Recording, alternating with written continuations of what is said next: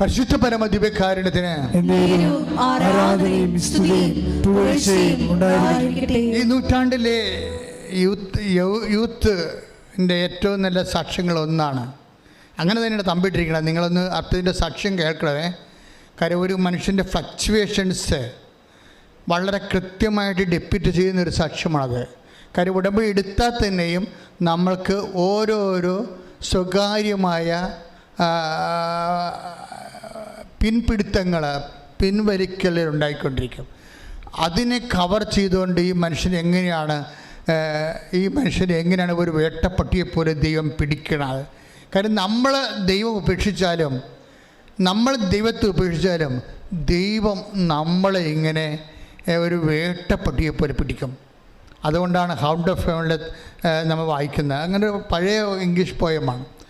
ഞാൻ കടലിലായിരിക്കുമ്പോൾ ഞാൻ കടലിപ്പോൾ ഒളിച്ചിരിക്കാൻ നോക്കി നിന്നിൽ നിന്ന്, പക്ഷെ ഞാൻ കടലിൻ്റെ തിരകളിൽ ഒളിച്ചിരിക്കുമ്പോൾ ഞാൻ എൻ്റെ കുഞ്ഞി കണ്ണുകൊണ്ട് തിരകൾക്കുള്ളിലൂടെ നോക്കുമ്പോൾ ദാണ്ട് നീ ഒരു പട്ടിയെപ്പോലെ നീന്തി എൻ്റെ അടുത്തേക്ക് വരുന്നു.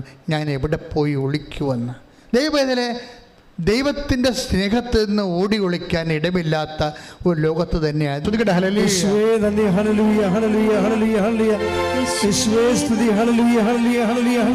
സങ്കീർത്തനം 139 തിരുവചനം 7. അങ്ങയിൽ നിന്ന് ഞാൻ എവിടെ പോകും? പറഞ്ഞ അങ്ങയിൽ നിന്ന് ഞാൻ എവിടെ പോകും? അങ്ങയുടെ സന്നിധി വിട്ട് ഞാൻ എവിടെ ഓടി ഒളിക്കും? ആകാശത്തിൽ കയറിയാൽ അങ്ങ് അവിടെയുണ്ട്. ഞാൻ പാതാളത്തിൽ കിടക്ക വിരിച്ചാൽ അങ്ങ് അവിടെയുണ്ട്. ഞാൻ പ്രഭാതത്തിന്റെ ചിറക് ധരിച്ച് സമുദ്രത്തിന്റെ അതിർത്തിയിൽ ചെന്ന് അവിടെയും അങ്ങയുടെ കരം എന്നെ നയിക്കും. അങ്ങയുടെ വലത് കൈ എന്നെ പിടിച്ചു നടത്തും. ഒരു മനോഹരമായി ഇത് അനാദികാലം മുതൽ ദൈവവും മനുഷ്യനും കണ്ടുമുട്ടിയ കാലം മുതലേ മനുഷ്യൻ അനുഭവിക്കുന്ന വല്ലാത്ത വാരിപ്പുണർച്ചയാണ്. ദൈവസ്നേഹത്തിൻ്റെ വാരിപ്പുണർച്ച. ഇട്ടേച്ചും പോയാലും പുറകെ വരും. ഒരു പട്ടിയെപ്പോലെ പുറകെ വരും. നമ്മൾ പട്ടിയെ കടത്തിക്കളഞ്ഞാലും നമ്മൾ വീട്ടിൽ വരുമ്പോൾ നമ്മളെക്കാളുമ്പോൾ വന്ന് നിൽക്കണം കണ്ടിട്ടില്ലേ? അതുപോലെ നിന്നെ നേടിയെടുക്കാൻ ഒരു പട്ടിക്ക് തുല്യം നിന്നെ സ്നേഹിച്ചുകൊണ്ട് നിൻ്റെ കൂടെ നടക്കുന്ന ദൈവത്തെ മറുതലിക്കാതിരിക്കുന്നതാണ് ഏറ്റവും നല്ല പുണ്യം. ഞങ്ങൾ ഉപേക്ഷിച്ചാലും ഞങ്ങളെ വിട്ടുപിരിയാത്ത അവിടുത്തെ സ്നേഹത്തിന് നന്ദി പറയുന്നു. ഞങ്ങളെ ചേർത്ത് നിർത്തി സ്വന്തമാക്കുന്നതിന് നന്ദി പറയുന്നു. ഹല്ലേലൂയ.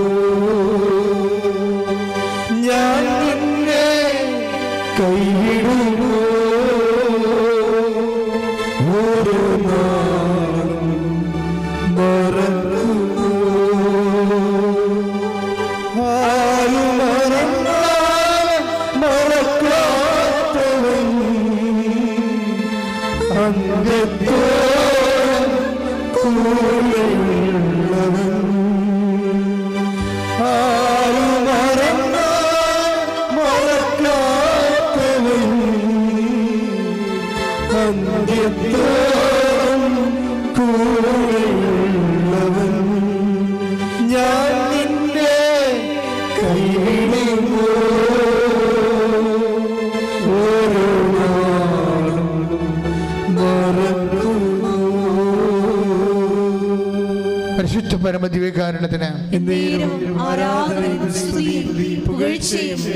എൻ്റെ മക്കളെ, ധ്യാനത്തിൻ്റെ ഒരു അരൂപിയൊന്ന് അഭിഷേകമായി സ്ഥാനപ്പെട്ടാലേ പിന്നെ നിങ്ങൾ ദൈവത്തിനെ കൊതിയോടുകൂടെ കരം കരിച്ചുകൊണ്ട് കൂടെ നടക്കും.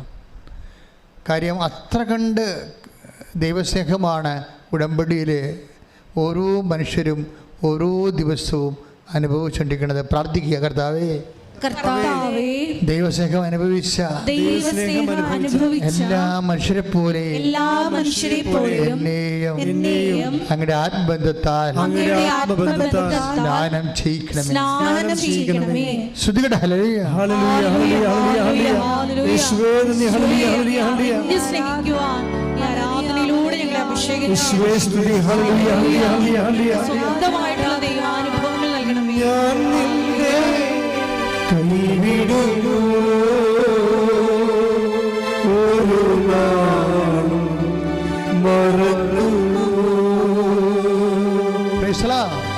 അതായത് ഇപ്പൊ സിസ്റ്റർ അൽഫോൻസ മറിയത്തിൻ്റെ സാക്ഷ്യങ്ങളിലേക്ക് നമ്മൾ തിരിച്ചു വരികയാണ്.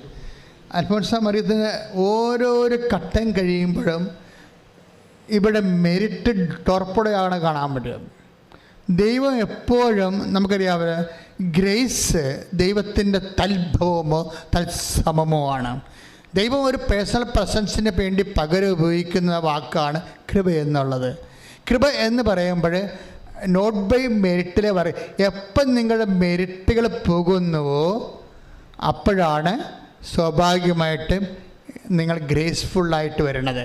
വെച്ചാൽ നിങ്ങൾ കൃപയിലേക്ക് വരണത്. ഇപ്പോൾ അൽഫോൻസ മറിയം ഇപ്പോൾ 2ാമത്തെ കൊല്ലം MBBS എഴുതുന്ന സിസ്റ്ററെ, അപ്പോൾ പ്രൊഫഷണൽ പറയും, see this is your medical report, നിങ്ങൾക്ക് സ്വന്തമായിട്ട് തീരുമാനിക്കാം. അത് നിങ്ങളുടെ തീരുമാനത്തെ അടിസ്ഥാനപ്പെടുത്തിയിരിക്കുന്നു. സിസ്റ്റർ വളരെ പ്രൂഡൻ്റായിട്ട് ഉള്ള വിവേകമുള്ള പ്രൊഫഷണലാണ്.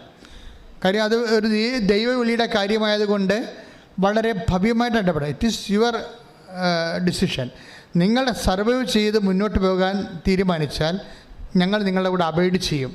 അല്ല, നിങ്ങൾ കരിയർ സ്റ്റോപ്പ് ചെയ്യാൻ ആണെങ്കിൽ that is up to U.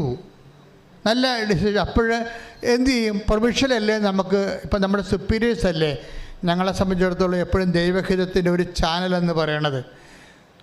പക്ഷേ ഒരു പ്രോബ്ലം ഉള്ളതെന്ന് പറയണത് ഈ സുപ്പീരിയേഴ്സ് പോലും ഇരുട്ടിൽ തപ്പുന്ന how to give a good guidelines എന്ന് പറയുന്നൊരു സമയം ഉണ്ടാവും, അവർക്കും ഉണ്ടാവും, എന്ത് നിർദ്ദേശം കൊടുക്കേണ്ടതെന്ന്. അപ്പോൾ സിസ്റ്റർ തന്നെ പുരുഷ പറയും, സിസ്റ്റർ തന്നെ പ്രാർത്ഥിച്ച് തീരുമാനിക്കാൻ പറയും. പക്ഷേ അതൊരു നല്ല തീരുമാനമാണ്. കാര്യം അവർക്ക് തീരുമാനിക്കാം. അവർ മുന്നോട്ട് പോകാൻ തീരുമാനിച്ചാൽ ഇവരെ മെഡിക്കൽ സ്റ്റുഡൻ്റ് അല്ലേ, ഇവർ പഠിപ്പിക്കുന്ന ലക്ഷങ്ങൾ വേണം.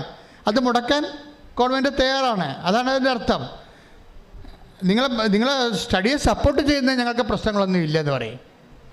പക്ഷേ അത് ഇവരുടെ രോഗം എന്താ? തൈമസ് ഓപ്പറേറ്റ് ചെയ്ത് കളഞ്ഞു.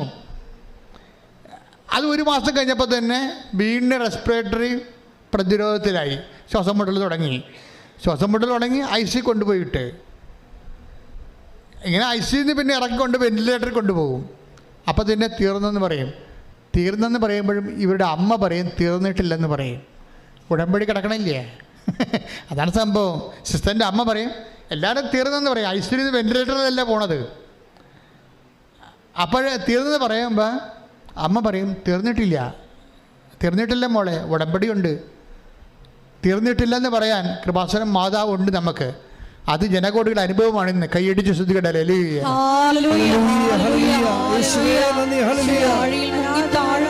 ഞങ്ങളെ കൈപിടിച്ചുയർത്തുന്ന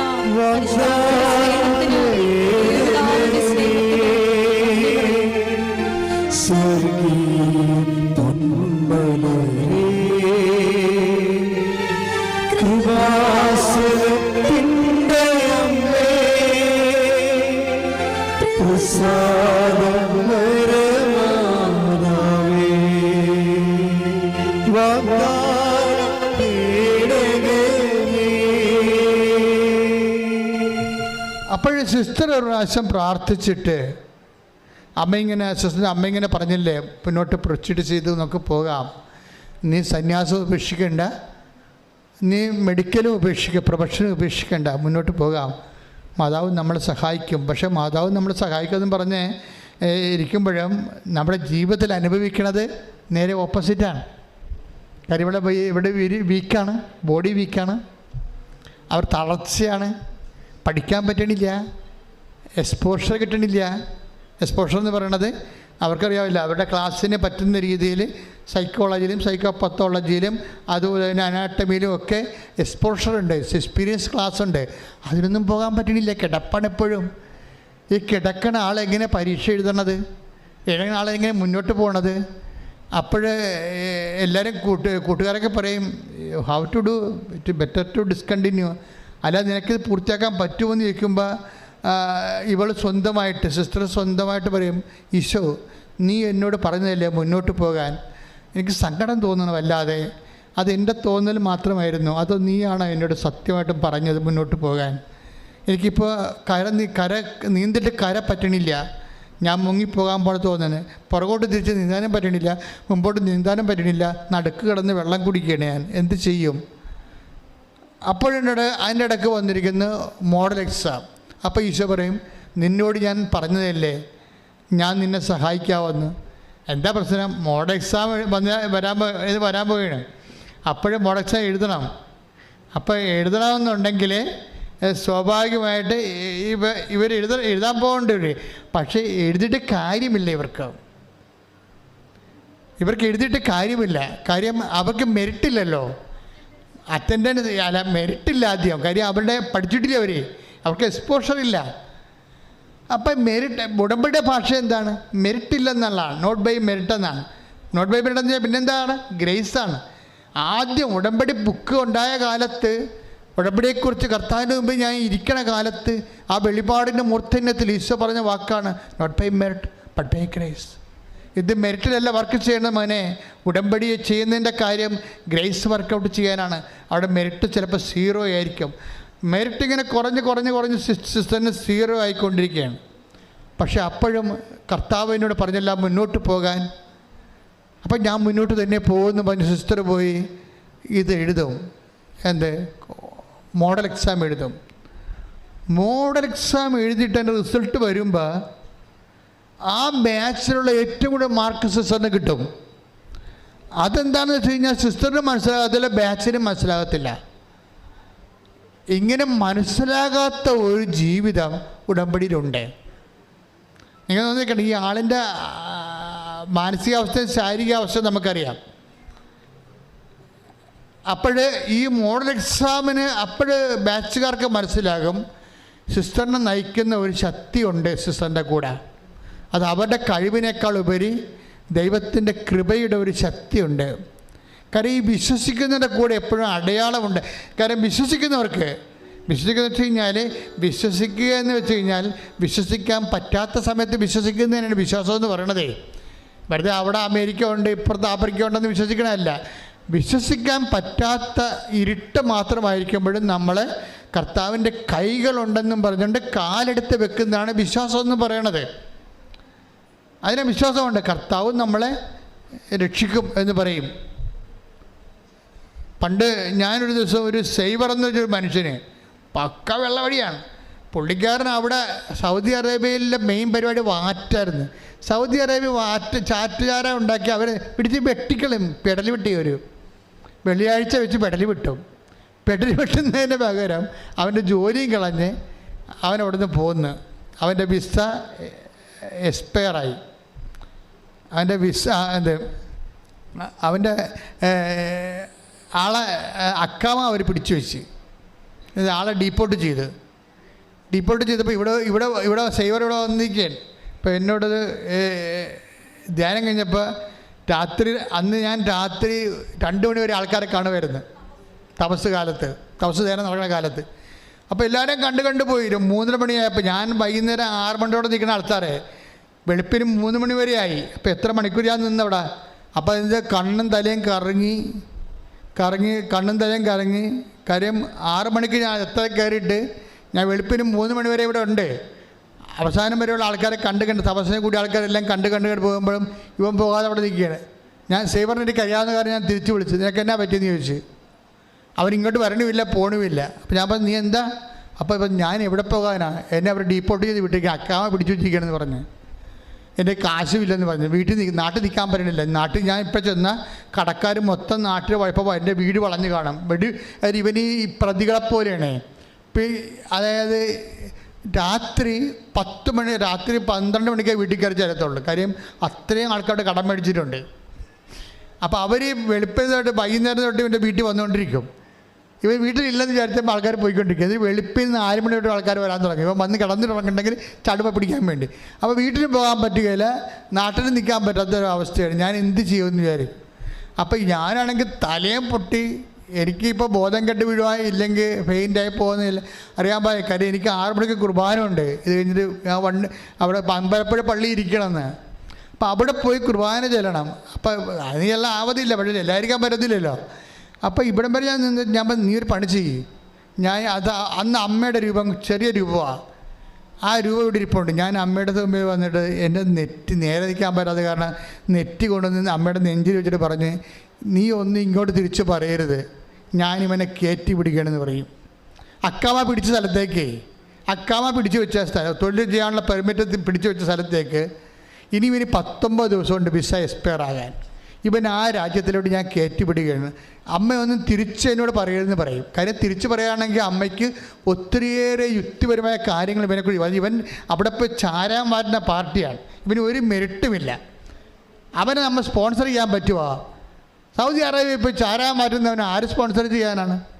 ഒരു മനുഷ്യന് സ്പോൺസർ ചെയ്യത്തില്ല, ഒരു ദൈവം സ്പോൺസർ ചെയ്യത്തില്ല. പക്ഷേ എനിക്ക് അമ്മയോടൊരു ബന്ധം അന്നുമുണ്ട് ഇന്നുമുണ്ട്. അത് ഞാൻ അമ്മയുടെ നെഞ്ചത്തെ തല വെച്ചിട്ട് പറയും, ഇവരെ ഞാൻ കയറ്റി വിടുകയാണ്, അമ്മ എന്നോട് തിരിച്ച് പറയുമെന്ന് പറയും. ഞാൻ മനുഷ്യനോട് സംസാരിക്കാൻ പറ്റും, അവനോട് സംസാരിക്കണം. ഞാനൊരു കാശ് ലഭിച്ച് അമ്മ നിലകൊണ്ട് വെളുപ്പിനെ പൊട്ട് വെക്കാൻ പറയും. അവൻ എങ്ങനെയോടൊന്ന് കുറച്ച് പൈസ സംഘടിപ്പിച്ച് 19,000 രൂപ മതിയായിരുന്നത് അന്ന് പോകാൻ. അവൻ കയറിപ്പോയിട്ട് ഞാൻ അമ്പലപ്പുഴ ഇരിക്കുമ്പോൾ 2 ദിവസം കഴിയുമ്പോൾ എന്നെ വിളിക്കും. എൻ്റെ അച്ഛ ഞാൻ എന്നെ ഓരോ കമ്പനിയിലും ഞാൻ ഈ വെയിലത്ത് അലഞ്ഞുകൊണ്ട് നടക്കുകയാണ്, എന്നെ ഓരോരുത്തും എടുക്കണില്ല, ഇപ്പോൾ എൻ്റെ വിസ എക്സ്പയർ ആകും. അപ്പോൾ അവന് ദിവസം എന്നെ വിളിച്ചുകൊണ്ടിരിക്കും. അവസാനം വിസ എക്സ്പയർ ആകുന്നതിന് 1 ദിവസം മുമ്പ് എന്നെ വീണ്ടും വിളിക്കും, അച്ഛൻ നാളെ വിസ എക്സ്പയർ ആകും, ഞാൻ ജയിലിലാകും, എനിക്ക് ഒരു മാർഗ്ഗം. ഞാൻ പറഞ്ഞു, മോനെ വിശ്വാസ പ്രമാണം ചൊല്ലി നീ സഞ്ചരിക്കുക, നീ പ്രാർത്ഥിക്കുക, ഇത് നിൻ്റെ പ്രാർത്ഥനയുടെ സമയമാണ്. അപ്പം ഞാൻ എൻ്റെ മുറിയിൽ ഒരു മാതാവിനെ വെച്ചിട്ടുണ്ട്, അത് തൈക്കാട്ടുചേരി ഇരിപ്പുണ്ട്. ഇപ്പോൾ അമ്മയുടെ മടിയിൽ ഉണ്ണീശോ ഇരിക്കണതാണ്. അപ്പം ഞാൻ മാതാവിനെ കയറി ഇങ്ങനെ പിടിച്ചിട്ട് പറയും, അമ്മേ അവൻ നാളെ വിസ എക്സ്പയർ ആകും, ഇനി 18 മണിക്കൂർ ടൈമേ ഉള്ളൂ, ഇതിനുള്ളിൽ അമ്മയെ ആശ്രയിച്ച് ഒറ്റ ആളെ കണ്ടുകൊണ്ടാണ് ഞാൻ ഇവനെ കയറ്റി വിട്ടിരിക്കുന്നത്, എന്നോട് തിരിച്ചൊന്നും പറയരുത് എന്ന് പറഞ്ഞിട്ട് വീണ്ടും ഞാൻ ഇങ്ങനെ മെഷന്ന് ഇങ്ങനെ കവർന്ന് പിടിച്ചിരിക്കുന്ന അമ്മയെ താഴെ കൊണ്ട് ആ സ്ഥാനത്ത് കൊണ്ട് വെച്ചിട്ട് ഞാൻ ഇരിക്കും. ഒരു മണിക്കൂർ കഴിയുമ്പോൾ ഇവനെ തിരിച്ചു വിളിക്കും. എൻ്റെ അച്ഛാ എന്നെ ഒരു കമ്പനീൻ്റെ എടുത്തെന്ന് പറയും. 1 മണിക്കൂറിലെടുക്കും. പക്ഷെ ഒരു പ്രശ്നമുണ്ട് അച്ഛാ, ഇനി എനിക്ക് 12 മണിക്കൂറേ ഉള്ളൂ. പക്ഷേ ഞാൻ നേരത്തെ എന്നെ അക്കാമ പിടിച്ചു വെച്ചിരിക്കുന്ന കമ്പനി ഇന്ന് എനിക്ക് റിലീവിങ് ഓർഡർ വേണം. പക്ഷെ ഞാൻ അവിടെ ചെന്നപ്പോൾ ഉണ്ട് അറബി ടൂറിന് പോയിരിക്കുകയാണ്, അറബി ഈ വിനോദസഞ്ചാരത്തിന് പോയിരിക്കുകയാണ്, ഇറാഖിലാണ് പോയിരിക്കുകയാണ്, അറബിയും വൈഫും കുഞ്ഞുങ്ങളും എല്ലാമായിട്ട് പോയിരിക്കുകയാണ്. അപ്പോൾ അവൻ തിരിച്ചു വരണതിന് 2 ആഴ്ച എടുക്കും. അപ്പോൾ അതിനുള്ളിൽ എൻ്റെ വിസ എക്സ്പയർ ആകും, ഇവരെനിക്ക് റിലീവിങ് ഓർഡർ തരത്തില്ല, ഈ കമ്പനി എന്നെ എടുത്ത കമ്പനി റിജക്റ്റ് ചെയ്യും. ഒരു മനുഷ്യൻ കടന്നു പോകുന്ന വഴിയില്ലേ. അപ്പോൾ ഞാൻ അതുപോലെ തന്നെ അമ്മയോട് പറയാം, അമ്മേ അറബീനെ എത്രയും വേഗം തിരിച്ചു കൊണ്ടുവരണം, അവന് അക്കാമയും തിരിച്ചു കൊടുക്കണം, റിലീവിങ് ഓർഡർ കൊടുക്കണം, അല്ല വേറെ ഓപ്ഷൻ ഇല്ലെന്ന് പറയും. ഉടനെ ഒരു 3 മണിക്കൂർ കഴിയുമ്പോൾ അറബി ഒറ്റയ്ക്ക് ചാർട്ടേഡ് പ്ലെയിനിൽ അവിടെ ലാൻഡാകുമ്പോൾ ഇവൻ വാദിക്കാൻ നിൽക്കുകയാണ്. അറബിയുടെ കാറ് പോകുമ്പോൾ ഇവൻ വാദിക്കാൻ നിൽപ്പുണ്ട്. അവനെ ഡിസ്മിസ് ചെയ്തവനാണ്. അപ്പോൾ എന്താ സാറേ സാറ് ഡിസ്മിസ് ചെയ്ത് എന്നെ പുറത്തൊരു കമ്പനി എടുത്ത് എനിക്ക് relieving order that's okay clear എന്ന് പറഞ്ഞുകൊണ്ട് അപ്പം തന്നെ ഓഫീസിൽ ചെന്നിട്ട് റിലീവിങ് ഓർഡർ എഴുതി കൊടുക്കും. ഇത് മാതാവ് എന്ന് വെച്ച് കഴിഞ്ഞാൽ നിങ്ങൾ കൃപാസനത്തിൽ വരുമ്പോൾ നിങ്ങളൊരു വലിയ ശക്തിയുടെ കൂട്ടായ്മയിലേക്ക് ദൈവം നിങ്ങളെ കൊണ്ടുവരികയാണ്. അമ്മ ഒരു കാര്യം തീരുമാനിച്ചാൽ, അമ്മ ഒരു വാതിൽ തുറന്നാൽ അതടക്കാൻ പറ്റത്തില്ല. ദൈവം അമ്മയെ ഒരു വാതിലാക്കി സൃഷ്ടിച്ചിരിക്കുകയാണ്. ആ വാതിൽ ദൈവം അമ്മയിലൂടെ തുറക്കണത്, അമ്മയിലൂടെ ആ വാതിൽ നിങ്ങൾക്ക് വേണ്ടി തുറക്കുന്നത് ദൈവമാണ്. ദൈവം മനുഷ്യരാശിയുടെ മുമ്പിൽ തുറന്നു വെച്ച ഒരു വാതിലാണ് പരിശുദ്ധ അമ്മയെന്ന് പറയണത്.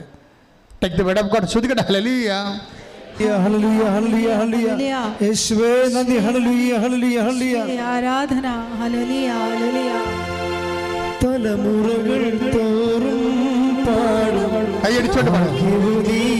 കൈയടിച്ചോണ്ട് ജപമണിമാലകളിൽ ഉയരും നന്മ നിറഞ്ഞവളമ്മ തലമുറകൾ തോറും പാടും ഭാഗ്യവതിയമ്മ ജപമണിമാലകളിൽ ഉയരും നന്മ നിറഞ്ഞവളമ്മ പറുദീസയായി അമ്മ ദൈവത്തിനു പാർക്കാം പുണ്യാശ്രമമായി അമ്മ ഈശോയ്ക്കു വളരാം പറുദീസയായി അമ്മ ദൈവത്തിനു പാർക്കാം പുണ്യാശ്രമമായി അമ്മ ഈശോയ്ക്കു വളരാം.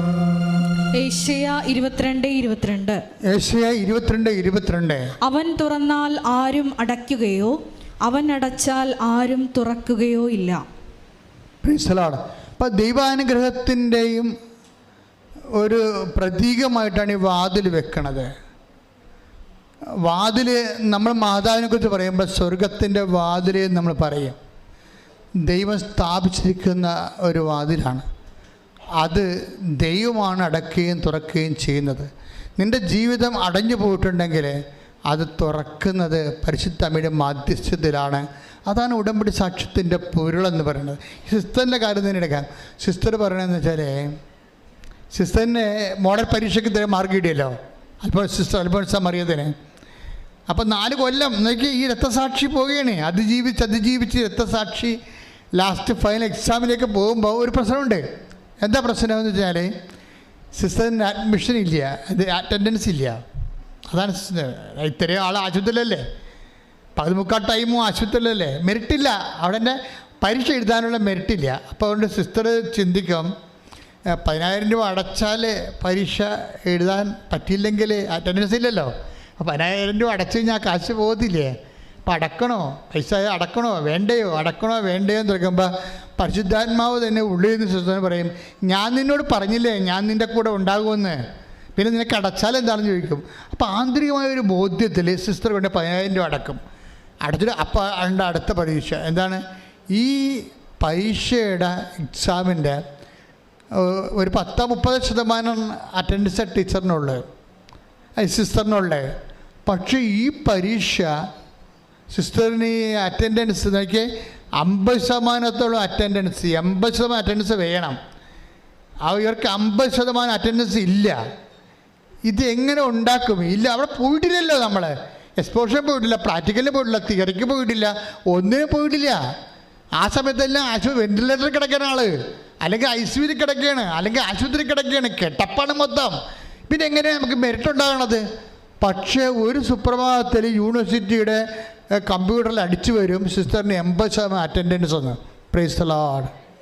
നമുക്ക് മനസ്സിലാക്കാൻ പറ്റില്ല. അവർ സിസ്റ്റർ അതിനെക്കുറിച്ച് വിശദീകരിക്കുന്നത്, കർത്താവ് കമ്പ്യൂട്ടറിൻ്റെ അകത്ത് കയറി ഇരുന്ന് എൻ്റെ അറ്റൻഡൻസ് 30% ഉള്ളത് 80% ആക്കിയെന്ന്. ശ്രുതിക്കട്ടെ. ഹല്ലേലൂയ.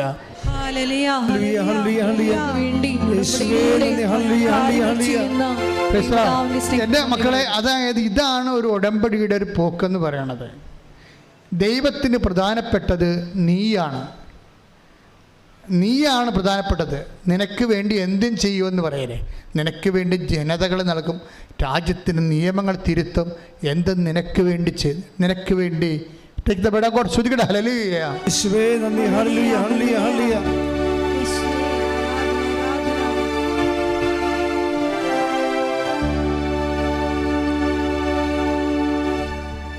ശ്രുതിക്കട്ടെ. ഹല്ലേലൂയ. യേശുവേ നന്ദി. ഹല്ലേലൂയ, ഹല്ലേലൂയ, ഹല്ലേലൂയ, ഹല്ലേലൂയ. യേശുവേ നന്ദി. ഹല്ലേലൂയ, ഹല്ലേലൂയ, ഹല്ലേലൂയ. സങ്കീർത്തനം 2:8. എന്നോട് ചോദിച്ചുകൊള്ളുക, ഞാൻ നിനക്ക് ജനതകളെ അവകാശമായി തരും, ഭൂമിയുടെ അതിരുകൾ നിനക്ക് അധീനമാകും. നിനക്ക് വേണ്ടി ജനതകളെ ഞാൻ നൽകും. അതായത് ജനതകളെക്കാൾ കൂടുതൽ ഒരു വ്യക്തിക്ക് വേണ്ടി, ഒരു ജനസമൂഹത്തെ വളരെ കണ്ടില്ലെന്ന് വെക്കാൻ വേണ്ടി മാത്രം വ്യക്തിയെ ആത്മബന്ധത്തോട് സ്നേഹിക്കുന്ന 10 പേരാണ് ഉടമ്പടി.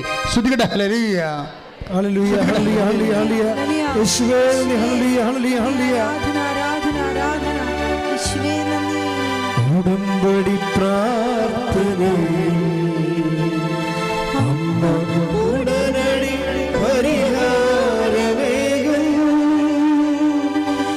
ഉടമ്പടി പ്രാർത്ഥനയിൽ അമ്മ ഉടനടി പരിഹാരമേകും. അവൻ പറയുന്നത് ചെയ്തിടുവിൻ. ജീവിതം ധന്യമായി തീർന്നിടും. പരിശുദ്ധ പരമദിവ്യകാരുണ്യത്തിന് എന്നേരവും ആരാധനയും സ്തുതിയും പുകഴ്ചയും ഉണ്ടായിരിക്കട്ടെ. ഇനി സിസ്റ്റർ ഉടമ്പടി ചെയ്തിട്ട് സിസ്റ്റർ ഉടമ്പടി ആക്ടിവേറ്റ് ചെയ്യുന്ന രീതികൾ നിങ്ങൾ നോക്കണം. ഇപ്പോൾ മോഡൽ എക്സാമിനൊക്കെ പോയി പാസ്സായെന്ന് പറഞ്ഞില്ലേ ആള്, ഏറ്റവും കൂടുതൽ മാർക്ക് കിട്ടിയെന്ന് പറഞ്ഞില്ലേ, നോട്ട് ബൈ മെറിറ്റിൽ അത് വർക്ക് ചെയ്തെന്ന് പറഞ്ഞില്ലേ, അവരുടെ കഴിവിനേക്കാൾ ഉപരി മാർക്ക് അവരുടെ ബാച്ചിൽ കൂടുതൽ മാർക്ക് അവർക്ക് കിട്ടിയെന്ന് പറഞ്ഞില്ലേ. എന്താ കിട്ടിയത്? അവർ പറയുന്നുണ്ട്, ഞാൻ എന്ത് ചെയ്യും, ഞാൻ ഓരോ ക്വസ്റ്റ്യൻ പേപ്പറിലും ഞാൻ ഉടമ്പടി ഉപ്പ് വിതറിയിട്ട് വിശ്വാസ പ്രമാണം ചെല്ലുമെന്ന്. അതാണ് സംഭവം. ഇനി മെഡിക്കൽ സ്റ്റുഡൻ്റാണ് ഇവർ. അവരെന്താ ചെയ്യണത്? അവർ ഓരോ ഉടമ്പടി ഓരോ ക്വസ്റ്റ്യൻ പേപ്പറിലും ആൻസർ പേപ്പറിലും ഉടമ്പടി ഉപ്പ് വിശ്വാസ പ്രമാണം ചൊല്ലി വിതറിയിട്ടാണ് അവരത് എഴുതാൻ തുടങ്ങണത്. അതിൻ്റെ അർത്ഥം എന്താണെന്ന് അറിയാമോ നിങ്ങൾക്ക്?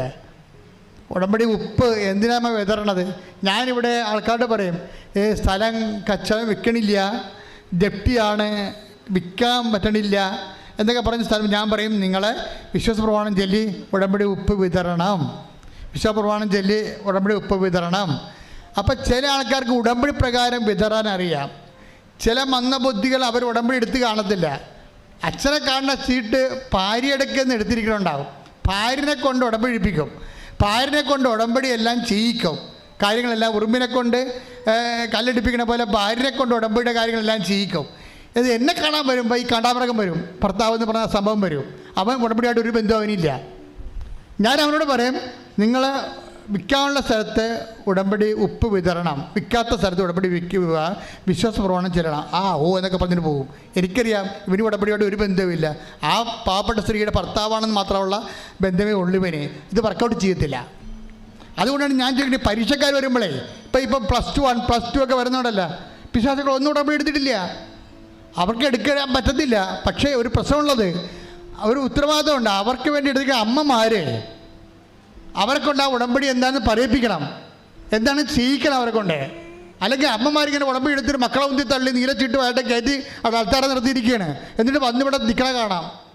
നമ്മൾ ഈ പോസ്റ്റിൽ ബോർഡടിക്കാതിരിക്കാൻ വേണ്ടി നിൽക്കണ പോലെ കുറേ അമ്മമാർ ബാക്കായിട്ട് വന്ന് നിൽക്കും. നിൽക്കണ കൊണ്ടത് കുഴപ്പമൊന്നുമില്ല. പക്ഷേ നിങ്ങളുടെ ഉടമ്പടിയിലാണ് ഈ മക്കൾ വന്ന് ആൾക്കാരെ നിൽക്കണത്. നിങ്ങളുടെ ഉടമ്പടി പ്രകാരമാണ് ഞാൻ അവരെ ആസ്വദിക്കണത്. പക്ഷേ നിങ്ങളെന്ത് ചെയ്യണം? അവരോട് പറയണം, ഉടമ്പടി എടുത്തിക്കുമ്പോൾ ഇന്ന കാര്യങ്ങളുണ്ട്, ഈ പത്രം നിങ്ങൾ തന്നെ കൊണ്ട് കൊടുക്കണം, ആശുപത്രിയിൽ നിങ്ങൾ തന്നെ പോകണം.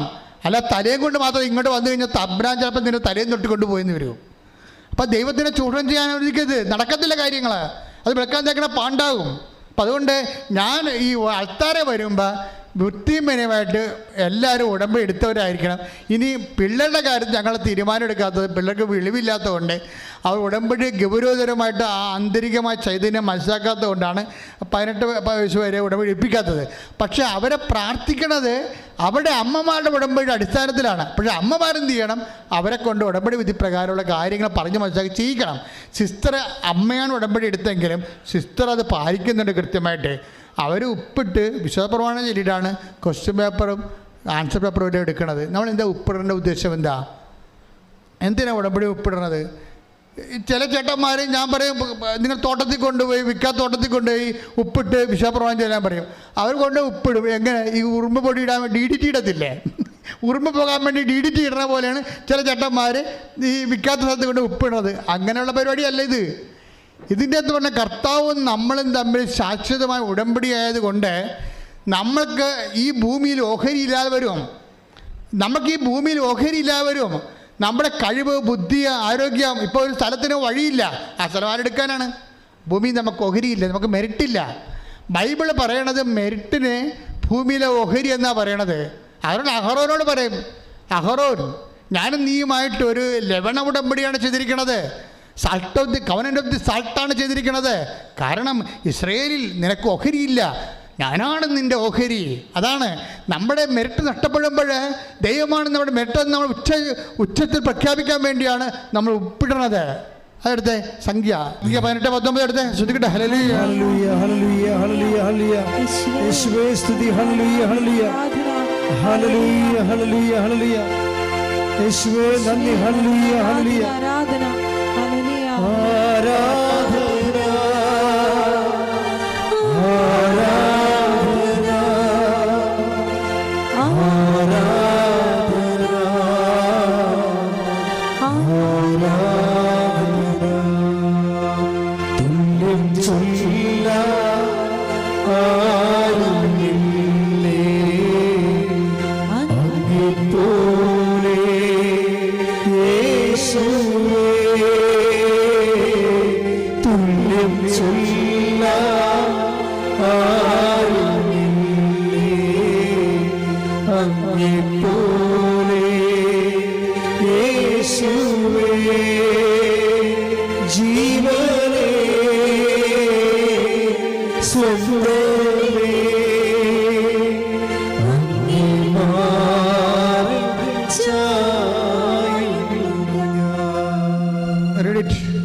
ഇസ്രായേൽ ജനം കർത്താവിന് നീരാജനമായി സമർപ്പിക്കുന്ന വിശുദ്ധ കാഴ്ചകളെല്ലാം നിനക്കും. ബൈബിളിൻ്റെ ഒരു പ്രശ്നം കണ്ടില്ലേ? ഈ ബൈബിളൊക്കെ പഠിച്ച് വലിയ പുങ്കന്മാരുടെ വന്നിരിക്കണവന്മാർ മനുഷ്യൻ മനസ്സിലാകാത്ത ഭാഷ ഉപയോഗിക്കുന്നുണ്ടല്ലേ? എനിക്ക് ഇംഗ്ലീഷ് ബൈബിൾ ഞാൻ വായിച്ച് കേൾപ്പിച്ചുതരാം ആ സംഭവം. അതായത് all the holy offerings that the Israelites present to the Lord, I have given you together with your sons and you, your daughters, as a perpetual due. It is a covenant of salt. ലവണ ഉടമ്പടി എന്ന് വെച്ച് കഴിഞ്ഞാൽ ഒരു ഉടമ്പടിയിലെ ഉപ്പ് തളിച്ചു കഴിഞ്ഞാൽ അതിൻ്റെ അർത്ഥം എന്താണ്? എനിക്ക് ഈ ഭൂമിയിൽ ഓഹരിയില്ല, ശാശ്വതമായ എൻ്റെ ഓഹരി എൻ്റെ കർത്താവാണെന്ന്. ഉപ്പ് എൻ്റെ ദൈവവേദന. നീ ഉപ്പ് എവിടെ തളിച്ചാലും ഓർക്കുക, കർത്താവേ എനിക്ക് മെറിറ്റില്ല. അതല്ല പറയണത്. എന്ത് രസമാണ് ആ വചനങ്ങൾ. 19-20 വായിച്ചേ. കർത്താവ് അഹ്റോനോട് അരുളി ചെയ്തു, ഇസ്രായേലിൽ നിനക്ക് ഭൂമി അവകാശമായി ലഭിക്കുകയില്ല. ഇസ്രായേലിൽ നിനക്ക് മെറിറ്റില്ലെന്ന്. ഈ ഭൂമിയിൽ നിനക്ക് അവകാശങ്ങളില്ല, നിന്റെ അവകാശം നഷ്ടപ്പെട്ടിരിക്കുന്നു. അവരെ പോലെ നിനക്ക് ഓഹരിയും ഉണ്ടായിരിക്കില്ല. അവരെ അവകാശം എന്ന് പറഞ്ഞ ഉടമ്പടി ഭാഷ മെറിറ്റാണ്. ഇസ്രായേലിൽ നിനക്ക് ഈ ജീവിതം നിനക്ക് യോഗ്യതയില്ല. അവരെ പോലെ നിനക്ക് ഓഹരിയും ഉണ്ടായിരിക്കില്ല. നിനക്ക് ഓഹരിയുമില്ല. ഞാനാണ് നിന്റെ അവകാശം, ഞാനാണ് നിന്റെ മെറിട്ടെന്ന്, ഞാനാണ് നിന്റെ അവകാശം.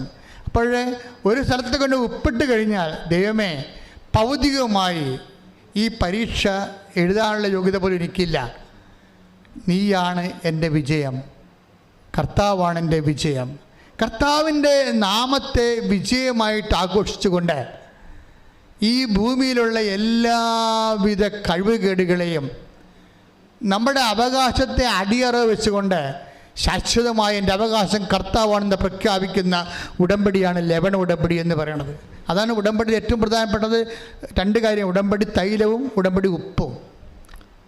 ഉടമ്പടി നമ്മൾ ദൈവമായിട്ട് ചെയ്ത ആണെന്ന് അറിയാൻ വേണ്ടി ജ്ഞാപകമായിട്ട് നൽകുന്ന ഉടമ്പടി കാശുരൂപം. ഇതൊക്കെ വർക്കൗട്ട് ചെയ്യേണ്ടത് വിശ്വാസ പ്രമാണം ചെല്ലുമ്പോഴാണ്. അതുകൊണ്ടാണ് ഉടമ്പടി എടുക്കുന്ന വ്യക്തിയും ദൈവമായിട്ടുള്ള ബന്ധം നിൻ്റെ അതുകൊണ്ട് ഞാൻ ഉടമ്പടി കാശ് കൈ മാറരുത്. ഉടമ്പടി ചെയ്യുമ്പോൾ ഉടമ്പടി ചെയ്യുന്ന വ്യക്തിയിൽ മാത്രമേ അത് വർക്കൗട്ട് ചെയ്യത്തുള്ളൂ. ആ വ്യക്തിയാണ് അത് വർക്കൗട്ട് ചെയ്യേണ്ടത്. അതിൻ്റെ അടിസ്ഥാന ഘടകം വിശ്വാസ പ്രമാണവും നിൻ്റെ ജീവിതവുമാണ്. വിശ്വാസ പ്രമാണവും അതനുസരിച്ചുള്ള ജീവിതവുമാണ് ഉടമ്പടിയുടെ ഒരു മെറിട്ടെന്ന് പറയണത്. ഉടമ്പടിയുടെ മെറിട്ടെന്ന് പറയണത് വിശ്വാസ പ്രമാണവും അതനുസരിച്ചുള്ള നിൻ്റെ വിശുദ്ധ ജീവിതവും. അപ്പോൾ നീ ദൈവവുമായിട്ട് സംസാരിക്കാനും ഉടമ്പടി ചെയ്യാനും യോഗ്യമായി. ഞാൻ എന്തുകൊണ്ടാണ് അമ്മയെ തിരിച്ചൊന്നും പറയുന്നത്? എന്തുകൊണ്ടാണ് ആദ്യകാരോട് അമ്മയോട് പറയണത്? തിരിച്ചു പറഞ്ഞാൽ ഈ ചാരാൻ പറ്റുകാരന് 100,000 കുറ്റങ്ങൾ പറയാനുണ്ടാകും. ഇപ്പം അതല്ല ആവശ്യം. ഇപ്പം അവൻ നിലനിൽക്കുക, അവൻ്റെ കുഞ്ഞുങ്ങളെ ഭക്ഷണം കഴിച്ച് പോവുക എന്നുള്ളതാണ് ആവശ്യം. അതുകൊണ്ട് അവൻ്റെ നിലനിൽപ്പിന് വേണ്ടി അമ്മ വിഷയത്തിൽ ഇടപെടണം. അമ്മ കൃത്യമായിട്ട് ഇടപെടും. നിൻ്റെ യോഗ്യതയിലല്ല ഉടമ്പടി വർക്കൗട്ട് ചെയ്യണത്. പക്ഷെ അതിൻ്റെ പേരിൽ ജീവിതകാലം മുഴുവൻ യോഗ്യതയില്ലാത്തവനായിട്ട് ജീവിച്ചുകൊണ്ട് ദൈവത്തെ വഞ്ചിക്കാമെന്ന് ധരിക്കുകയും വേണ്ട. സിസ്റ്റർ മനോഹരമായിട്ടാണ് പരീക്ഷ എഴുതിയിരിക്കുന്നത്. ഞാൻ അത്ഭുതപ്പെട്ടു. അതൊരു ജീവിക്കുന്ന സാക്ഷ്യമായിട്ട് മാറും.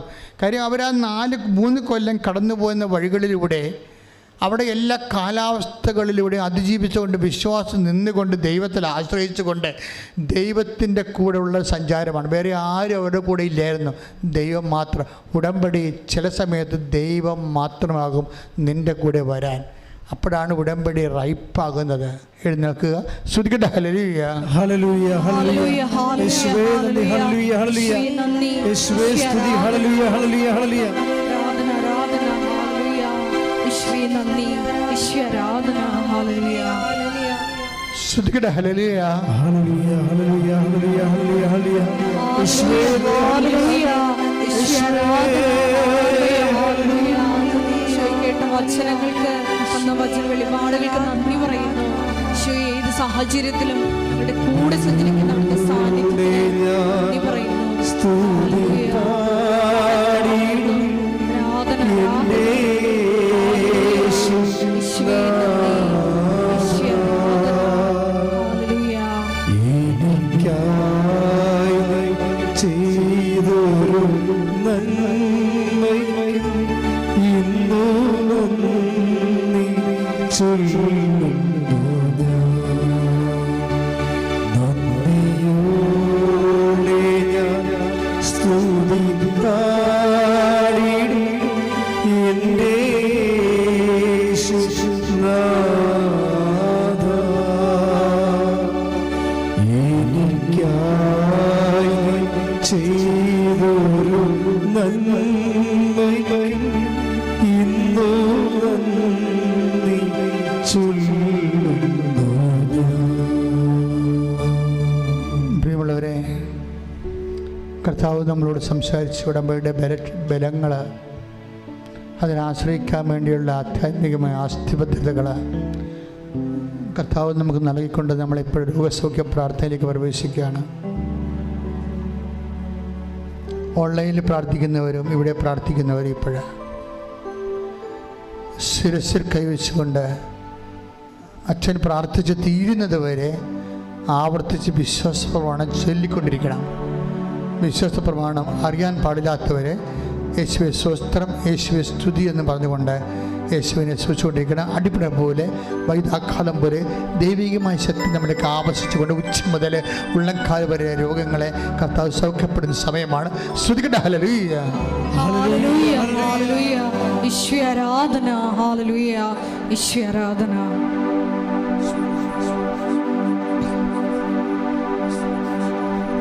വിശ്വാസപ്രവചനം.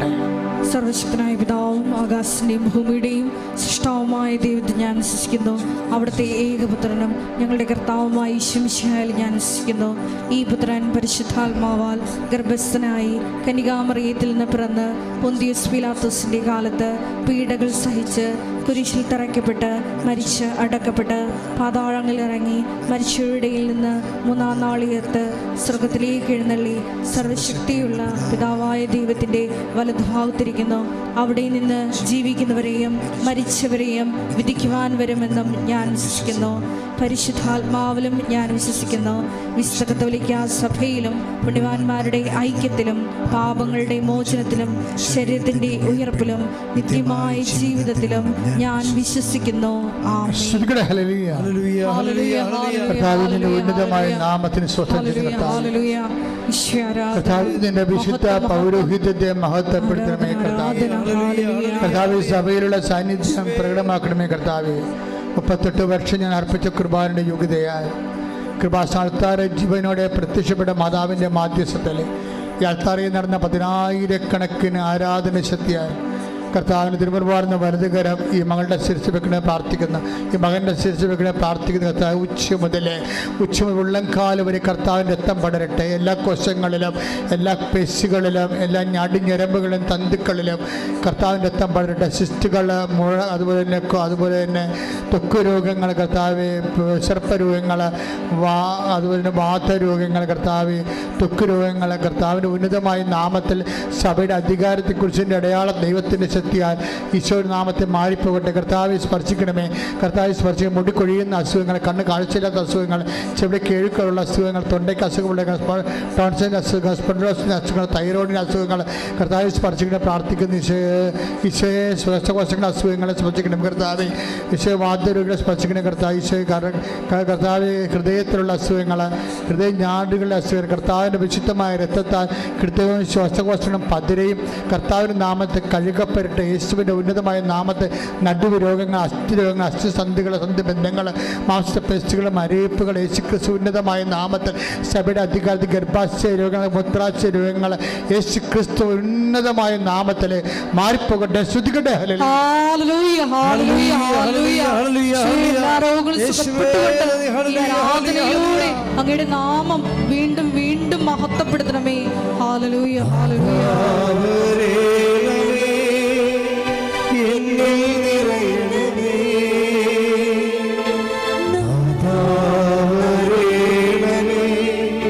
സൗഖ്യം നൽകണമേ.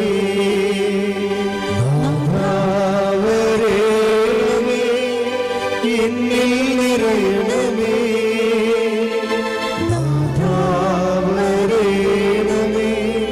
സൗഖ്യം നൽകണമേ.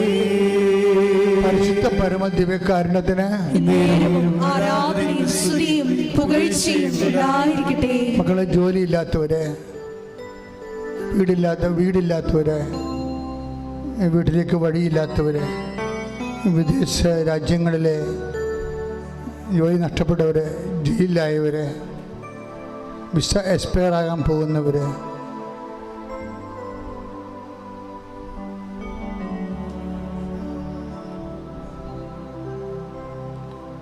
നിയമപരമായ കാരണങ്ങളാൽ വിദേശങ്ങൾ ഒളിച്ച് താമസിക്കുന്നവർ,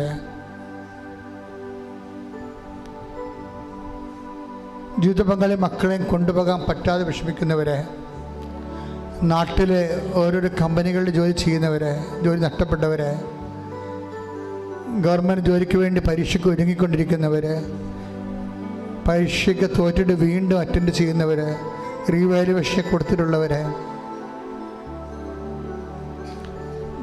തൊഴിൽ സംരംഭങ്ങൾ തുടങ്ങുന്നവർ, തുടങ്ങിയതിൻ്റെ പേരിൽ കടമായി പോയവർ, സാമ്പത്തിക ബാധ്യതകൾ വന്നു പോയവർ, ജപ്തി നടപടി നേരിടാൻ പോകുന്നവർ, വസ്തു ലേലത്തിലായവർ, വീട്ടിൽ നിന്ന് ഇറങ്ങി കൊടുക്കേണ്ടി വന്നവർ, ഇങ്ങനെ എല്ലാ മക്കളെയും സമർപ്പിച്ച് പ്രാർത്ഥിക്കുകയാണ്. കുഞ്ഞുങ്ങളില്ലാത്തവർ, വിവാഹജീവിതക്കാർ, വിവാഹജീവിതം തകർന്നവർ, ഒന്നിച്ച് താമസിക്കാൻ വീണ്ടും ആഗ്രഹിക്കുന്നവർ, എല്ലാവർക്കും വേണ്ടി സ്തുതിക്കട്ടെ. ഹല്ലേലൂയ ഹല്ലേലൂയ ഹല്ലേലൂയ. കർത്താവിൻ്റെ ഉന്നതമായ നാമത്തിന് സ്വന്തം ചെയ്യുന്ന കർത്താവിൻ്റെ വിശുദ്ധമായ തിരുമുറിവാർന്ന വലതുകരം മക്കളുടെ ശിരസ് വെക്കണേ പ്രാർത്ഥിക്കുന്ന കർത്താവ്.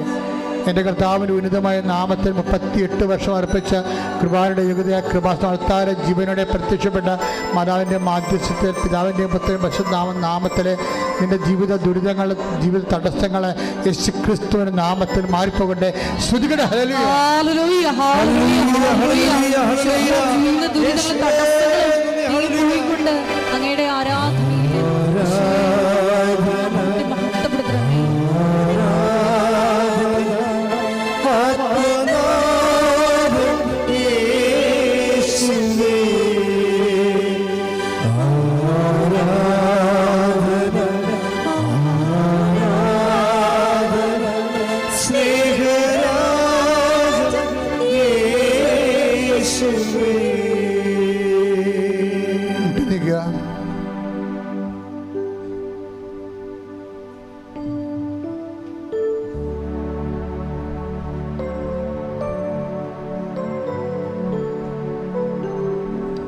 വ്യക്തിപരമായ ആവശ്യങ്ങൾക്ക് വേണ്ടി പ്രാർത്ഥിക്കുക.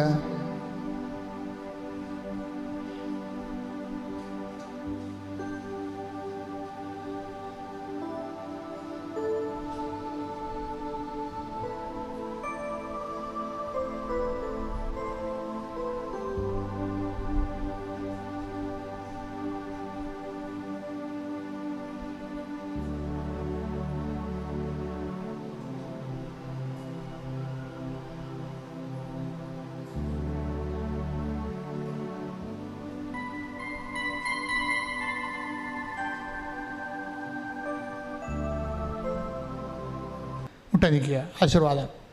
ഒരിക്കൽ കൂടി മരിയൻ ഉടമ്പടിയിൽ സമർപ്പിച്ചിരിക്കുന്ന എല്ലാ വിഷയങ്ങളും ദൈവമാതാവിൻ്റെ മധ്യസ്ഥയിൽ ദിവ്യകാരുണ്യ സന്നിധിയിൽ നമുക്ക് ഒരു നിമിഷം സമർപ്പിച്ച് പ്രാർത്ഥിക്കാം. പരിശുദ്ധ അമ്മയുടെ പ്രത്യക്ഷീകരണത്തിൻ്റെ സാക്ഷികളാക്കി ഞങ്ങളെയും ഞങ്ങളുടെ കുടുംബത്തെയും ഉയർത്തണമേ എന്ന് മനസ്സിൽ പ്രാർത്ഥിച്ചുകൊണ്ട് ശിരസ്സ് നമിച്ച് നമുക്ക് ദിവ്യകാരുണ്യനാഥൻ്റെ ആശീർവാദം സ്വീകരിക്കാം.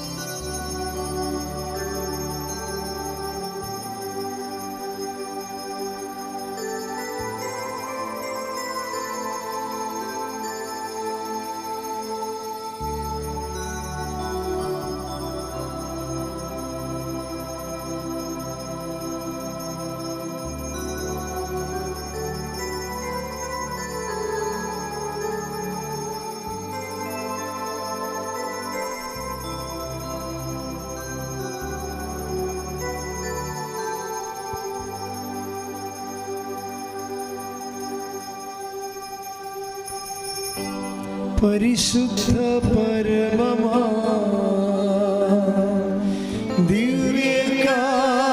ദിവ്യകാരുണ്യമേ, എന്നുമെന്നും അങ്ങേയ്ക്കാരാധന. പരിശുദ്ധ പരമമാ ദിവ്യകാരുണ്യമേ, എന്നുമെന്നും അങ്ങേയ്ക്കാരാധന.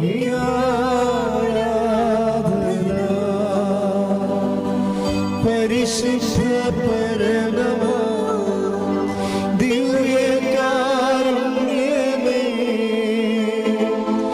എന്നുമെന്നും അങ്ങേയ്ക്കാരാധന. ആവേ ആവേ മരിയ, ആവേ ആവേ ആവേ